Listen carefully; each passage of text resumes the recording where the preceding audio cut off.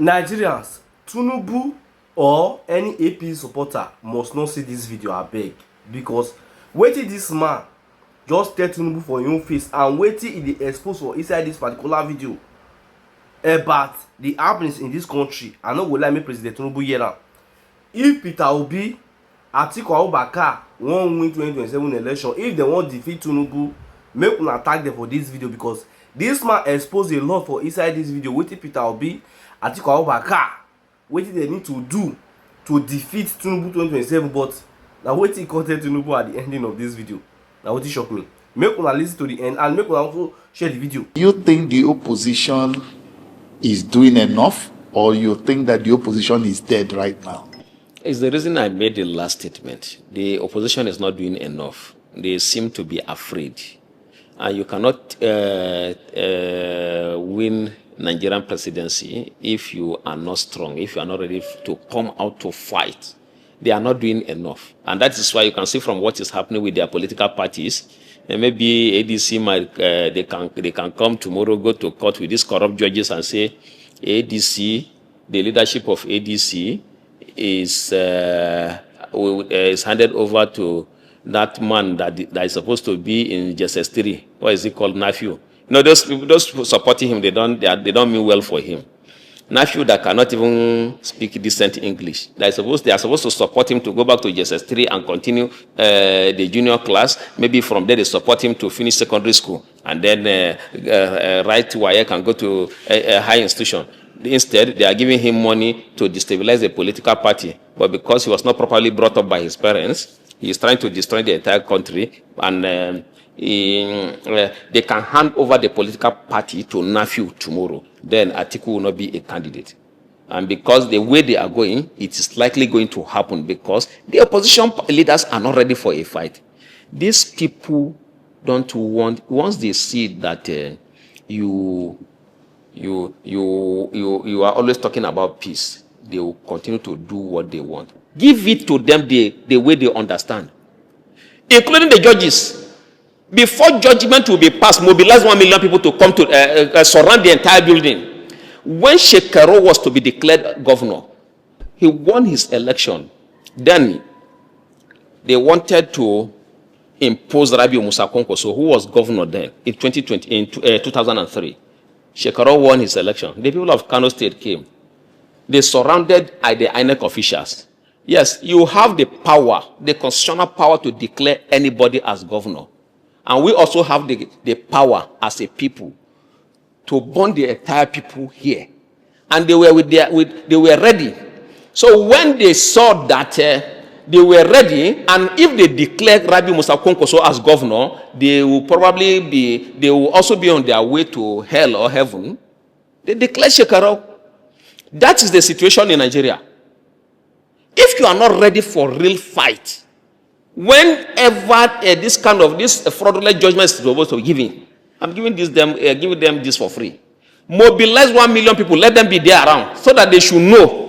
As you have collected money to give fraudulent judgment, you should also know that we also have taken decision to move with you to heaven or hell. Once they know that, they will be careful. But if you say no, we'll go back, we'll appeal. Appeal to who? Appeal to who? To these same people who have no shame, they have no character. These judges, they can give any kind of judgment at any time. That's why I say that God, the day God will help us and will have capacity like P2B, this nonsense will stop. The day God will help us, we have capacity to mobilize 1 million people. No precedent. How can you do it? You can't give this fraudulent judgment, huh? Even INEC cannot even, you can't even declare anybody. You can only declare the person who has won election. You cannot, if you are ready to win this election, just be making plans for this. Tell them, just like they also did in 2015, that if we win election, you don't hand it over to us, we'll form parallel government. Let them know now. You are president for the region you control. We are president for the region we control. We are not calling for anarchy. We are calling for the right thing to be done. What are we saying? Anybody who wins election, the president should be declared. So until you make them understand, not just by talking, in practice, that this is what you intend to do. And if you are not ready for that, forget it. Tinubu will win a selection. He will be re-elected in 2027. For these ones that they are just saying, no, let's move peacefully, let's go to, which court are you going? See, personally, when I go to court for historical purposes and for evidence to be documented that I want to go to court, not because I believe that, but whatever judgment is given, I accept. However, if I have my means, I will do what I'm supposed to do lawfully to get what I'm supposed to get. Civil disobedience is not a crime. When people have derailed the way we are in Nigeria now, you should let them know when the leadership has derailed. Okay, now you fold your arms, small bandits, illiterates, will just come and take you from your home. And then you say, no, we'll wait for the security agency. Who are you waiting for? So if P2B or Alhaji Atiku Abubakar, if they are not ready for that, they should not waste people's time. They should not begin to waste people's time. They should allow people to rest. If they are not ready to defend the masses, you already have the followership. Then what are you afraid of? This thing cannot be handed over to you. The opposition leaders are not doing enough. Mr. P2B and Alhaji Atiku Abubakar are not doing enough at all. It's like sometimes, if not because I have followed them very well, sometimes I usually think, are these people not even working for Tinubu at all? Sometimes this is the thought that comes to my mind, that P2B and Atiku, are they not working for Tinubu? Maybe these people are friends, so maybe they have discussed and then they have been settled to see that, okay, let's continue to do this to deceive Nigerians. Because how do you accept all of these things? You allow states to be rigged.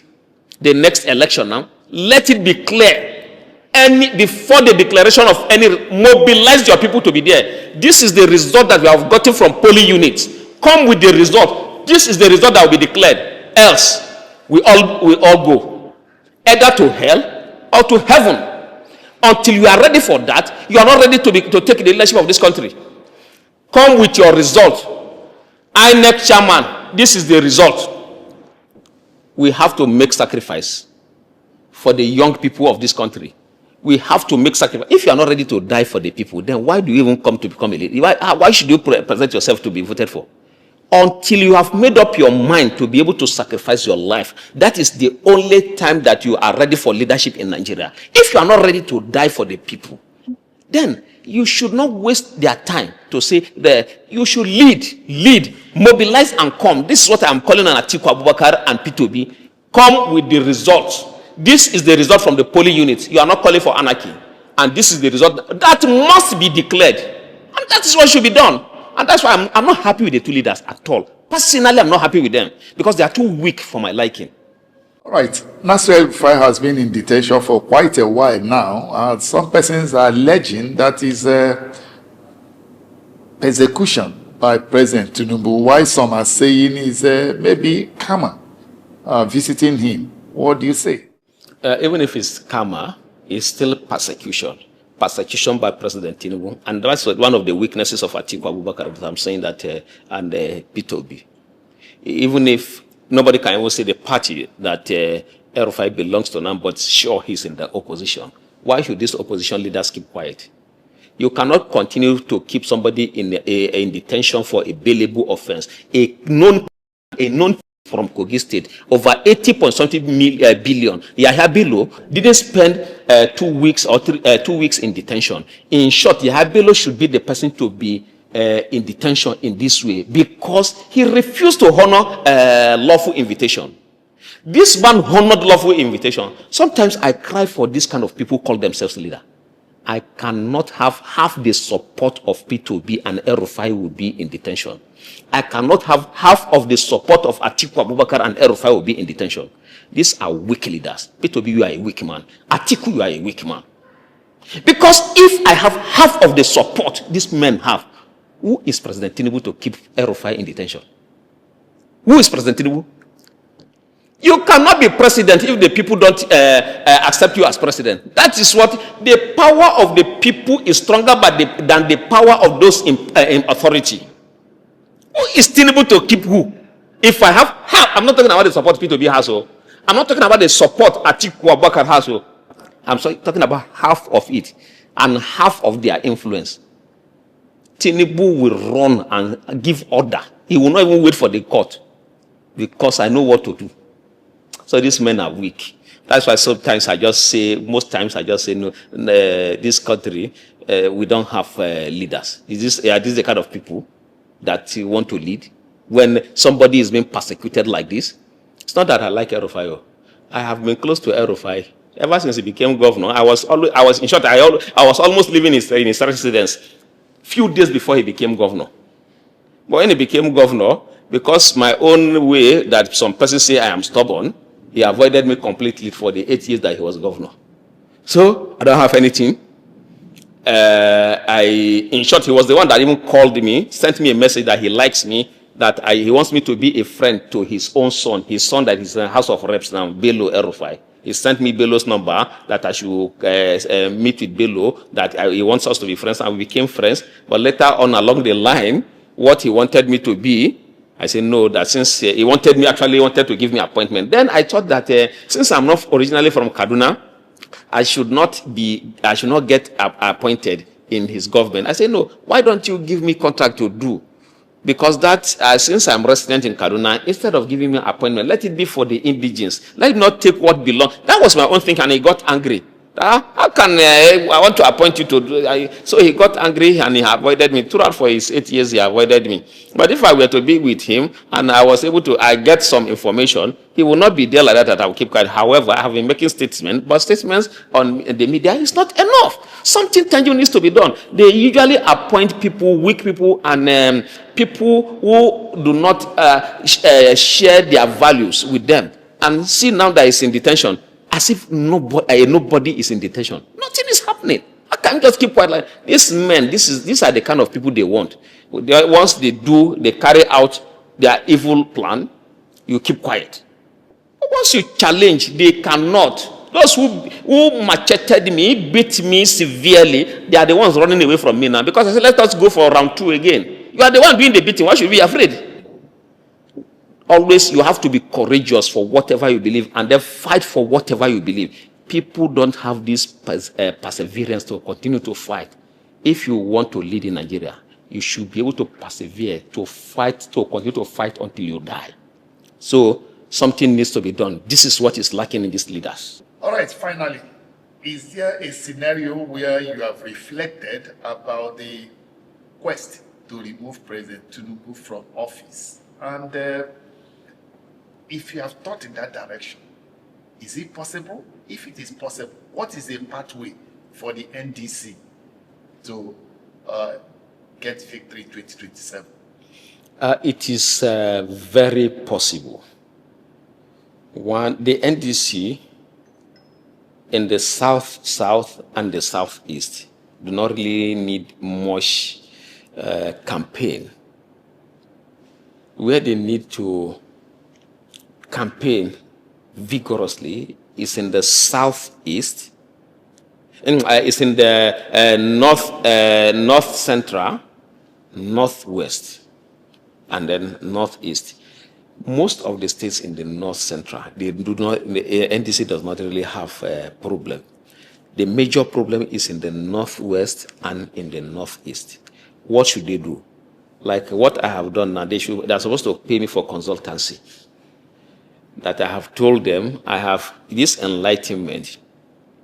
You see, the corrupt religious scholars who always make use of religion, Islamic religion, in this case, because the majority of the people in the northwest and northeast are Muslims, to say that P2B is not a Muslim, so you should not vote for him, which is true. But what does Islam say? Say, don't vote for a person who is not a Muslim in character. The usually Arabic statesmen that is usually made by scholars and the Prophet of Islam is usually done using figure of speech, allusion, oxymoron. So if you don't, even if figure of speech is used, English language is used, but using figure of speech, even those who speak English sometimes do not understand. In most cases, don't understand. So, and these are statements made in Arabic language. So people don't understand. Yes, it is true that you don't vote for somebody who is not a Muslim. But who is the person, who is the Muslim that Islam is talking about? A Muslim in character. Not a Muslim in name or those who go to mosques to worship. In terms of leadership, You vote for a person who is a Muslim in character. So this is the awareness that ordinarily we would have, if we decide to support P2B, this is the awareness we'll take to the north. Because I can challenge any scholar in this country on this. Challenge based on the text of the Quran and on the authentic saying of the Prophet ﷺ with this, that this is what Islam is talking about. I will cite examples. I can debate with any scholar on this. So you can vote for P2B if he is a Muslim in character. You can decide not to vote for P2B if he is not a Muslim in character. The only time that you should not vote for P2B if you are a Muslim, if he wants to be the chief imam of Nigeria to lead in the mosque, because he cannot recite the Quran, and you need to be able to memorize the Quran to recite, and he doesn't have the leadership capacity to be the chief imam. But in the case of being the president of Nigeria, yes, he has the capacity, except if you find somebody that is better than him. That should be the reason. But don't use the religion, Islamic religion. So now that is what they should do. If Mr. Rabiu Musa Konkoso, he knows me, calls me on this, we will support them. Because you cannot use the religion to deceive me. Like Sheikh Yahya Jingir has been saying, using this to deceive people. The truth is that it's not even well grounded in Islamic knowledge.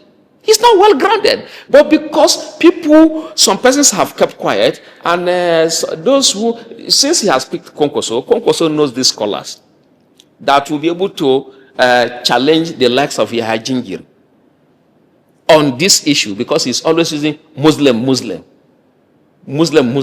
It's not about Muslim. What has the leadership? The leadership that Islam talks about have this current leadership been able to provide the kind of leadership that Islam talks about? When you're talking about leadership in Islam, you're talking about protection for lives and properties, the welfare of the people. This, aside the welfare of the people, lives and properties, then their lineage, their honor. These things are very important in Islamic leadership. Are the people getting all of these things now? So anybody that can provide this is the Islamic leader, even if he's a traditionalist. So he doesn't even have to be a Christian. Even if he's a traditionalist that can provide this kind of leadership. So that is the Islamic leader. So that's what we're talking about. And I'm happy. The chief imam of Abuja stated this same position. And I'm not stating it because he said it. I am stating it because I understand from the text of the Quran and the hadiths, the authentic saying of the Prophet ﷺ. So even if it's a traditionalist, not even a traditionalist, even if it's an atheist, that is the Islamic leader. Anybody that will be able to provide this, defend the honor of the people, protect their lineage, protect lives and properties, provide welfare for the people, let people live with dignity.